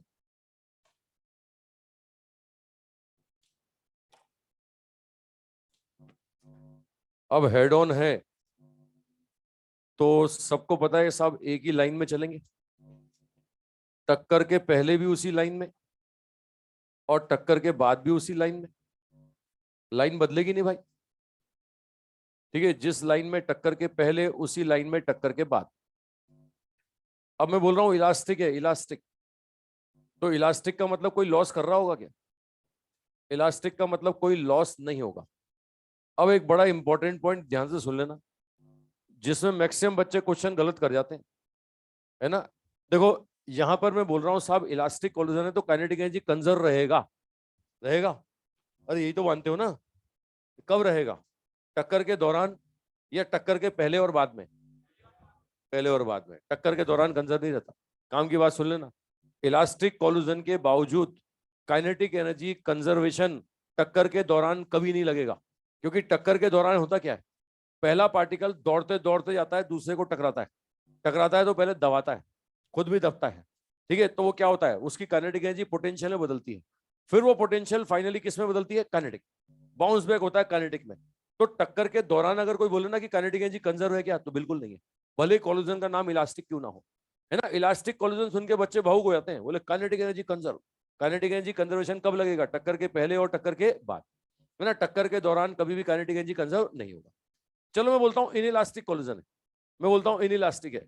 बताओ इस समय क्या टक्कर के दौरान कंजर्व रहेगा क्या? अरे टक्कर के दौरान जब इलास्टिक में नहीं रहा तो इनइलास्टिक में रहेगा क्या? अच्छा इनइलास्टिक में टक्कर के पहले और बाद में रहेगा क्या? नहीं रहेगा। ठीक है, चलो लिख लो, इसमें बना लो पहले ये बना लो साहब। हेड ऑन मतलब एक लाइन में चलेंगे, टक्कर के पहले लाइन और टक्कर के बाद लाइन सेम होगी, टक्कर के पहले और बाद की लाइन सेम होगी, इसी को बोलेंगे लाइन ऑफ इंपैक्ट। ठीक है भाई, दो पास आए, कुछ किया और कुछ बदलना और नजर आ गया, इसी को टक्कर बोलते हैं। अच्छा टक्कर के लिए टच करना जरूरी है क्या? टक्कर के लिए टच करना जरूरी नहीं है, दूर दूर से भी हो सकती है।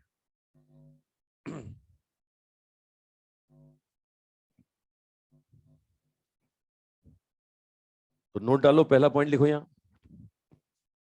बना लिया?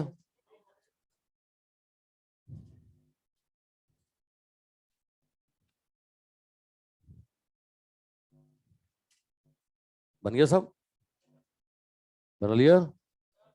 फर्स्ट पॉइंट लिखो, in a elastic collision, in a elastic collision, in a elastic collision kinetic energy, kinetic energy, in a elastic collision kinetic energy, kinetic energy conserved before and after collision, before and after collision, and after collision, not during collision, not during collision, not during collision, not during collision। ठीक है, चलो mathematically अगर मैं लिखूंगा तो kinetic energy conservation कहां लगाऊंगा? टक्कर के दौरान या पहले और बाद में? तो भैया पहले कितना था? अच्छा कंजर्वेशन किसका? पहले पार्टिकल का, दूसरे पार्टिकल का, कि सिस्टम का? हाँ तो ये सिस्टम की पहले बराबर सिस्टम की बाद में। अरे बोलोगे भाई, ये लो एक कंडीशन यहां से आ गया हमारे पास। ठीक है, अब दूसरी बात बताओ मुझे, टक्कर के दौरान पहला दूसरे पे फोर्स लगाता है तो दूसरा पहले पे फोर्स लगाता है, इसमें कोई एक्सटर्नल फोर्स है क्या? कोई एक्सटर्नल फोर्स नहीं है, कोई एक्सटर्नल फोर्स नहीं है, तो लीनियर मोमेंटम क्या रहेगा? कंजर्व। अच्छा ऐसा नहीं कि इलास्टिक कोलिजन में कंजर्व रहेगा, है ना, ये हर कोलिजन में कंजर्व रहेगा, कोई सा भी टक्कर हो, इलास्टिक हो, इनइलास्टिक हो, परफेक्टली इनइलास्टिक हो, ऑब्लिक हो, हेड ऑन हो, हर कोलिजन में लीनियर मोमेंटम क्या रहेगा? कंजर्व। क्योंकि टकराने वाले दोनों ऑब्जेक्ट आपस में एक दूसरे पर फोर्स लगाएंगे, भले वो टच करके लगाएं या दूर दूर से लगाएं, है ना, टच करना जरूरी नहीं है। अब ऐसे केस में लीनियर मोमेंटम क्या रहेगा? कंजर्व। तो भैया यहां पर दूसरा लगाता हूं मैं, लीनियर मोमेंटम कंजर्वेशन। किस पर? पहले पर, दूसरे पर, के सिस्टम पर? सिस्टम पर। तो क्या बोलेंगे? m1u1 प्लस m2u2 बराबर क्या बोलेंगे? m1v1 plus m2v2। मानते हो साहब? अरे मानते हो भाई? ये क्या लिखा मैंने? ये मैंने लीनियर मोमेंटम कंजर्वेशन लगा दिया। ठीक है, अब क्वेश्चन क्या बनता है? क्वेश्चन में v1 v2 पूछेगा, टक्कर के पहले की वेलोसिटी दे देगा, टक्कर के बाद की वेलोसिटी पूछेगा। अब v1 v2 दो वेरिएबल है तो कम से कम दो कंडीशन चाहिए ना। ये दो कंडीशन मैंने आपके सामने बना दिया, बल्कि मैं तो यहां एक तीसरा और बना सकता हूं। तीसरा, न्यूटन लॉ ऑफ कॉल्यूजन। बताओ न्यूटन लॉ ऑफ कॉल्यूजन कहां लगता है? लाइन ऑफ इंपैक्ट के अलोंग लगता है। हेड ऑन कॉल्यूजन में लाइन ऑफ इंपैक्ट कौन सी होती है? जिस लाइन में ये चलते हैं उसी लाइन में होती है ना, तो इसी लाइन में लगा दो। क्या बोलूंगा? माइनस ई बराबर ये v2 minus v1 upon u2 minus u1। अरे ऐसा बोलूंगा ना यार। बताओ साहब, इससे एक इक्वेशन और बनेगा, ये बनेगा v2 माइनस v1 बराबर e times of u1 minus u2। बनेगा कि नहीं? अबे हाँ कि ना बोलो भाई। ये तीन इक्वेशन बन गई। अब इन तीन इक्वेशन को सॉल्व करोगे ना तो v1 v2 आ जाएगा। ये तीन इक्वेशन को सॉल्व कर लो, v1 और v2 आ जाएगा। कितना आता है साहब? देखो v1 और v2 मैं सॉल्व करता हूं तो v1 का वैल्यू कितना? v1 का वैल्यू आ जाएगा साहब यहां से m1 minus m2 upon m1 plus m2 into u1 plus 2m2u2 upon m1 plus m2। ये भैया यहां से क्या आ जाएगा आपके पास? v1 आ जाएगा। ऐसे ही v2 देखो, v2 ये v2 निकालोगे ना, ये आता है m2 minus m1 upon m1 plus m2 into u2 plus 2m1u1 divided by m1 plus m2। Concept पकड़ में आ रहा है भाई? ये मैं बता रहा हूँ, ये तरीका भी बता रहा हूँ आपको कि ये भैया 3 कंडीशन होती है, इनमें से कोई भी 2 इक्वेशन पकड़ लो, कोई भी 2 इक्वेशन पकड़ के सॉल्व कर लो, V1 V2 आ जाएगा, है ना। मैं तुम्हें सलाह दे रहा हूँ यहाँ पर, मुफ्त की सलाह दे रहा हूँ, V1 V2 के फॉर्मूले याद कर लेना, काम तुम्हारा जल्दी हो जाएगा, आसानी से हो जाएगा। और अगर तुमने V1 V2 के फॉर्मूले याद नहीं किए ना, तो पहले 2 इक्वेशन बनानी पड़ेंगी, बनानी नहीं पड़ेंगी, बना के सॉल्व भी करनी पड़ेंगी, है ना। ये कम से कम 3 स्टेप लगाओगे तो V1 V2 आएगा। उसके बाद आगे के क्वेश्चन सॉल्व होंगे। आगे कई बार बोलेगा एनर्जी ट्रांसफर कितना हुआ बताओ, है ना, एनर्जी का रिमेनिंग पार्ट बताओ, कितना लॉस हो गया। अब वो आगे एनर्जी निकालने जाते हैं ना, तो V1 V2 की जरूरत पड़ती है। और V1 V2 के फॉर्मूले तुमने याद नहीं किए, तो पहले तो तुम ऐसे इक्वेशन बना बना के V1 V2 निकालोगे, फिर आगे जाके क्वेश्चन सॉल्व करोगे, वो बहुत लंबा हो जाता है ना। सलाह ये है कि भैया V1 V2 याद कर लो, जल्दी आंसर आ जाएंगे। और मैं जब भी हेड ऑन कोलिजन के क्वेश्चन करूंगा ना, मेरे को तो फॉर्मूले याद है, मैं यही लगाऊंगा, मैं यही लगाऊंगा। ठीक है, तो भैया फॉर्मूला याद रखना बहुत आसान है। वैसे देख लो, ये V1 में M1 माइनस M2 आ रहा है, V2 में क्या आ रहा है, M2 माइनस M1। अरे आप इजीली याद कर लोगे। ठीक है, इसमें कुछ स्टैंडर्ड कंडीशंस में आपको बताता हूं सर, कुछ स्टैंडर्ड कंडीशन। अब स्टैंडर्ड कंडीशंस क्या है साहब, आपको बोलता है मास बराबर है ना। इसमें स्टैंडर्ड केस बोल रहा हूं, केस फर्स्ट। आपको बोलते हैं टक्कर करने वाले ऑब्जेक्ट के मास बराबर है, M1 बराबर M2, मास बराबर। रख के देखो इसमें मास बराबर। अगर M1 बराबर M2 रखता हूं तो ये टर्म जीरो हुआ कि नहीं हुआ, और ये टर्म भी जीरो हो गया।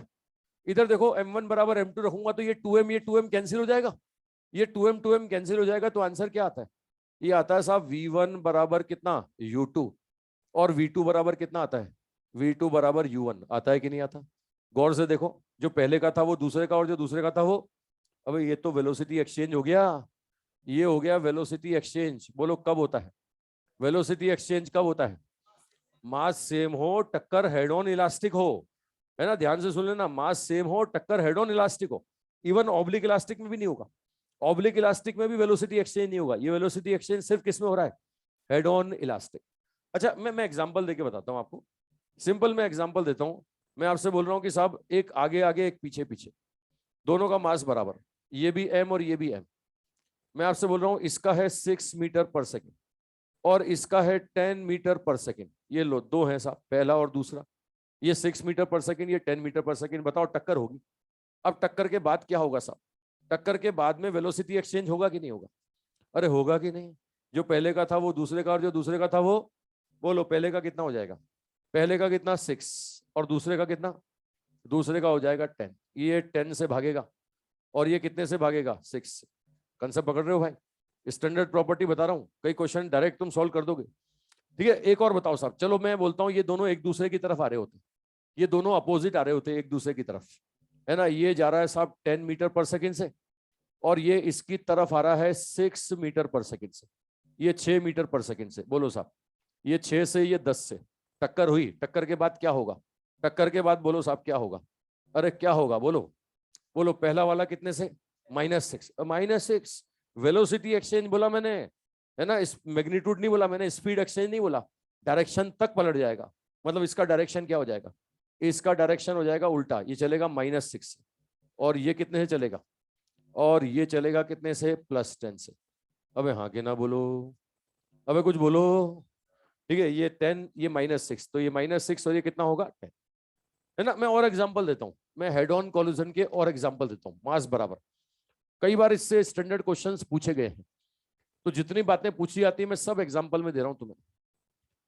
ये बोल रहा है साहब मास बराबर, ये कुछ ऐसा केस। अब यहां पर बोल रहा है कि 3 3 बैठे हुए, ये 3 बैठे हुए हैं साहब, और एक दौड़ता हुआ आता है। ये देखो एक दौड़ता हुआ आया, ये चारों के मास बराबर हैं, ये भी m ये भी m ये भी m। ये u स्पीड से दौड़ता हुआ आ रहा है, ये a ये b ये c और ये d। बोलो होगा क्या, क्या होगा जल्दी बोलो। टक्कर के बाद कौन चलेंगे, चारों चलेंगे या एक ही चलेगा, कौन सा वाला, ए बी से टकराता है, ए रुकेगा बी चलेगा, हाथों हाथ बी सी से टकराएगा, बी रुकेगा सी चलेगा, हाथों हाथ सी डी से टकराएगा, सी रुकेगा और डी चलेगा। लास्ट में कौन चलता हुआ पाया जाएगा, only D. A B C रुके हुए मिलेंगे, ए बी और सी आपको रुके हुए मिलेंगे, और अंत में कौन चलता हुआ मिलेगा, अंत में डी चलता हुआ मिलेगा भाई। अरे मिलेगा भाई, है ना। ये लो, ये ए ये बी ये सी और ये डी, ये इसकी वेलोसिटी कितनी आ जाएगी, वी आ जाएगी, आ जाएगी भाई। ये इसकी वेलोसिटी वी, मतलब ये वी से भाग रहा था ना, तो लास्ट में डी वाला वी से भागता हुआ मिलेगा। चलो एक और बताओ, मैं बोलता हूं कि नहीं, ये दो चल रहे थे और दो बैठे हुए थे। ये लो, ये दो भागते हुआ है और दो बैठे हुए हैं साहब। ये एम, ये एम, ये एम, ये एम, ये दोनों यू से चल रहे और ये दोनों रेस्ट पर हैं। ये दोनों रेस्ट पर हैं, वही ए बी सी डी। बोलो साहब क्या होगा? टक्कर होगी। टक्कर के बाद क्या होगा? चारों चलेंगे, कोई एक चलेगा या दो चलेंगे? दो चलेंगे भाई, मास बराबर। ये 2m, ये भी 2m, ये भी 2m, ये भी 2m। तो टक्कर के बाद क्या होगा? वो 2m रुक जाएगा और ये 2m चल जाएगा। तो होगा क्या? ए और बी बैठे हुए मिलेंगे, सी और डी भागते हुए मिलेंगे।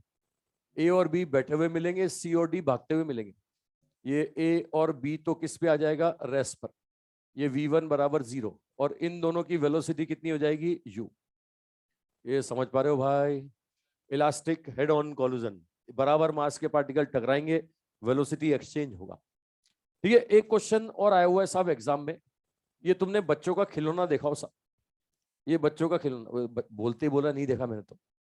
ये ऐसा ऐसे धागा होता है और उससे इक्वल मास के पार्टिकल लटके होते हैं। ये ऐसा देखा आपने? ये टच करके पड़े होते हैं साहब, ऐसे टच करके। वो अभी मैं वो पिक्चर देख रहा था कि वो सीरियस मैन, उसमें एक वो बच्चा था। वो बच्चा, वो उसके पास ऐसा खिलौना था। अब तुमने एसएचएम पढ़ लिया ना? एसएचएम पढ़ लिया, उसमें एनसीईआरटी में एक ऐसा फोटो बना हुआ है। ठीक है, मतलब तुम्हारा बचपन तो मुझे लगता है कहीं और गया है ना। खिलौने तुमने देखे ही नहीं, तुमने अलग ही तरह के खिलौने देखे। तुमने तो गुल्ली डंडा, कंचा, यही सब पत्ते खेलने तुमने तो, है ना? है ना? या कोई दूसरे गेम खेलने तुमने। ये ऐसा केस, ऐसा खिलौना तुमने देखा हो तो। ये यहाँ पर क्या होता है, मेटल की बॉल्स होती हैं और इक्वल लेंथ के रस्सी से बंधी होती हैं, टच करके ऊपर से एक को छोड़ते हैं। ये ऊपर से मैं आगे एक को छोड़ूंगा तो होगा क्या? ये सारे चलेंगे या कोई एक चलेगा? एक चलेगा। कौन सा वाला? सबसे पहला वाला, आखिरी वाला, है ना? ये ए, ये बी, ये सी, ये डी, ये ई। अंत में क्या होगा? ए बी सी डी रुके हुए मिलेंगे और लास्ट में कौन चलता हुआ मिलेगा? ई। कितनी हाइट तक जाएगा? हाँ, इलास्टिक कोलिजन है, कोई लॉस नहीं हुआ तो कितनी हाइट तक? एच। ये इस तरह का खिलौना नहीं देखा तुमने? ये खिलौना नहीं देखा तुमने? कौन सी दुनिया के प्राणी हो? अबे मतलब गरीब क्या है, एक मानसिकता है, मेंटेलिटी है। अच्छा, अब मैं तो क्या बचपन से नवाबों का खानदान से था, है ना? अबे आंखें खोलो, दुनिया में बहुत कुछ है। उस देखने के लिए, सीखने के लिए पैसा नहीं चाहिए होता है ना? देखने के लिए, सीखने के लिए दिमाग खुला होना चाहिए, नजरें होनी चाहिए, सोच होनी चाहिए। ये तुम्हारी एनसीईआरटी की किताब में फोटो है ऐसा?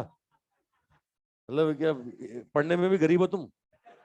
हैं, पढ़ाई लिखाई में भी गरीब हो? कैसी कैसी बातें करते हो? बोले सोच से गरीब है। किसको 2m कर दें? ए को 2m कर दें? फॉर्मूला लगा ले फिर तो। अभी मैं किसकी बात कर रहा हूं? ये सारी बातें मैं किसकी कर रहा हूं? किसकी कर रहा हूं? किसकी कर रहा हूं? हाँ, अगर तू दूसरा लेना चाहता है तो अभी आएगा, उसका नंबर भी आएगा। अच्छा, ये 2m, ये 2m, ये रेस्ट पर ये दौड़ रहा है। तो टक्कर के बाद क्या होगा? ये रेस्ट पे आ जाएगा और ये दौड़ेगा। अगर एक ही 2m को बनाए तो फिर वो 2m रेस्ट पे होगा, ये दोनों दौड़ते हुए मिलेंगे।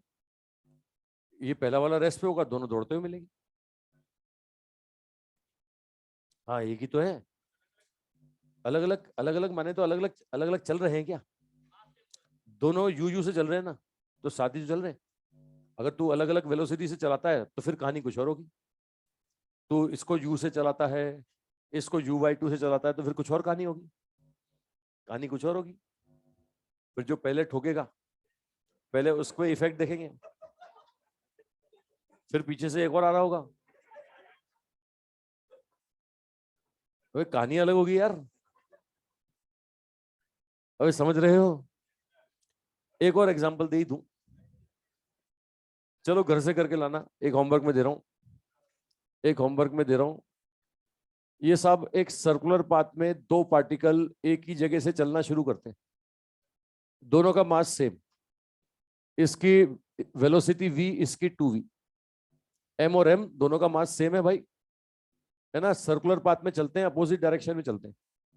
बोले कि यहां तक पहुंचने में कितनी टक्करें करेंगे, इनिशियल पॉइंट तक पहुंचने में कितनी टक्करें, तीन तीन, इनिशियल पॉइंट तक पहुंचने में, इनिशियल पॉइंट तक पहुंचने से पहले दो करेंगे, यहां तक पहुंचने में तीन हो जाएंगी, तीसरी वहां भी तो होगी ना वापस। चलो एक क्वेश्चन लिख लो, डाटा बदल दूं, डाटा बोले ये रटा हुआ है। चलो मिलते हैं, चलो कल, कल मिलते हैं, कल करेंगे, कल हेड ऑन कोलिजन पर और करेंगे। आज तो m बराबर दिया मैंने, m बराबर ना हो भाई, ठोकने वाले का मास है ना वो ज्यादा नहीं बहुत ज्यादा हो। चलो कल ही समझते हैं, है बेटा। हाँ ये टच होने जरूरी है भाई, ये टच होके रखते हैं, अगर टच होके नहीं रखेंगे तो मतलब कुछ ना कुछ गड़बड़ हो जाएगी रास्ते में। कहाँ पे, इस वाले क्वेश्चन में ग्रेविटी नहीं नहीं, ये वर्टिकल नहीं है, ऐसे खड़ा हुआ नहीं है, लेटा हुआ है। चलो कल ही देता हूँ ये क्वेश्चन, आखिरी क्वेश्चन कल ही करते हैं।